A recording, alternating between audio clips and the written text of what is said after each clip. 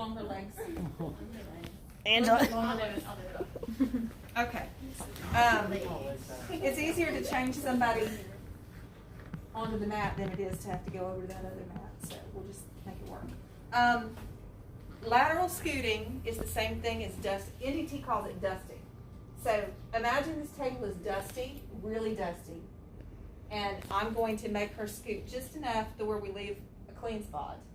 That's why it's called dusting, I guess. But it's lateral scooting, and it's a precursor to transfers, and it's a precursor also to sit to stand. And so what I'm going to do is facilitate, cue the person a dynamic trunk, get them leaning forward, and then just about the time that the weight shift comes forward enough for the hips to leave the counter or leave the mat, I'm going to cue a scoot to one side, and we're going to sit right back down. Okay? So I have to know which is the hemiplegic side, and I'll just pick this leg and make sure I don't run over her toes. And I'm going to squeeze that one leg, and we're going to scoot first this away to your left side. Okay? All right? So I'm going to cue a dynamic trunk, which means sit up tall, shoulders back, tummy tight. All right, just hold that right there.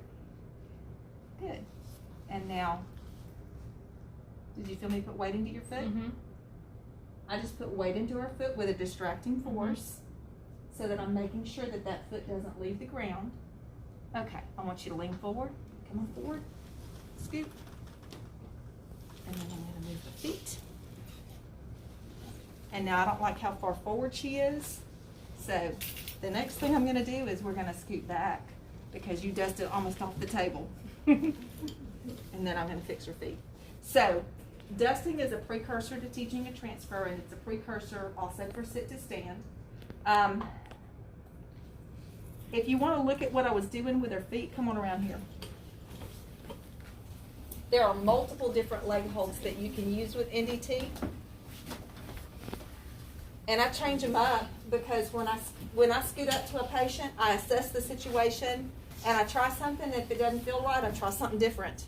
I really don't have, I can't tell you what way I do it all the time. But with this patient this time, I'm going to get really close. I'm going to put one foot in front on her anterior ankle. I'm going to hug around this side. Okay? And if I am up and I push down with my feet, I just put weight through her heel.